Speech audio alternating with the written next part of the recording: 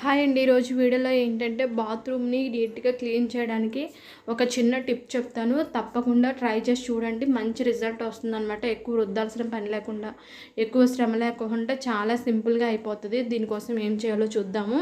ముందుగా ఒక చిన్న గిన్నె తీసుకొని సాల్ట్ని అయితే కనుక ఒక 2 స్పూన్ వరకు తీసుకున్నాను.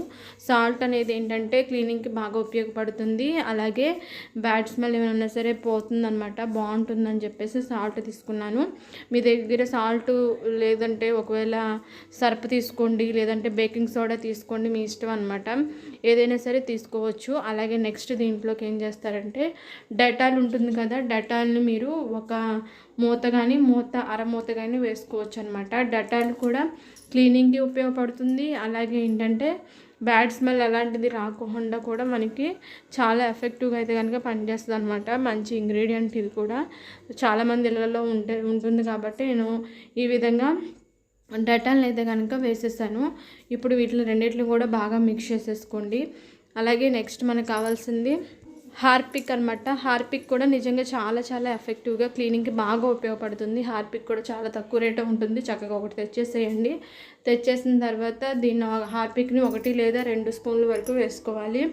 వేసేసి బాగా మిక్స్ చేసుకోండి. క్లీనింగ్కి బాగా ఉపయోగపడుతుంది. చూసారు కదా, చాలా సింపుల్గా తయారు చేసేసుకున్నాము. ఇప్పుడు దీంట్లోకి లాస్ట్ ఇంగ్రీడియంట్ ఏంటంటే మీరు వెనిగర్ ఉంటుంది కదా, వైట్ వెనిగర్, ఆ వెనిగర్ని ఒక మూత లేదంటే ఒక చిన్న టీ గ్లాసుల వరకు పోసేసేయాలన్నమాట. వెనిగర్ కూడా చాలా చాలా ఎఫెక్టివ్గా అయితే కనుక పనిచేస్తుంది అనమాట క్లీనింగ్కి. వెనిగర్ లేకపోతే కనుక నిమ్మరసాన్ని అయినా సరే యాడ్ చేసుకోవచ్చు. ఏదైనా సరే పర్లేదు. చక్కగా ఇప్పుడైతే కనుక యాడ్ చేసేసి బాగా మిక్స్ చేసేసుకోవాలి. ఇప్పుడు దీన్ని బాత్రూమ్ మీద పోసేయండి. వాటర్ ఏమీ పోయొద్దు, నార్మల్ వాటరు. ఇది పోసేసి రుద్దేసేయండి. రుద్దిన తర్వాత ఒక 2-3 గంటలు అలా వదిలేసేయండి. తర్వాత వాటర్ పోసుకుంటూ రుద్దేసినట్లయితే కనుక చాలా ఈజీగా మనకి బాత్రూంలో ఏమైనా మురికి కానీ ఏమైనా ఉన్నా సరే చాలా ఈజీగా పోతుంది అనమాట.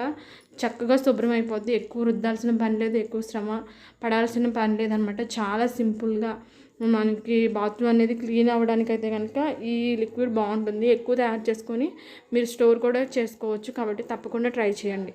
ఓకే అండి. వీడియో నచ్చితే ఖచ్చితంగా లైక్ చేయండి, షేర్ చేయండి, కామెంట్ చేయండి, ఛానల్ సబ్స్క్రైబ్ చేసుకోండి. ఓకే అండి. Thank you.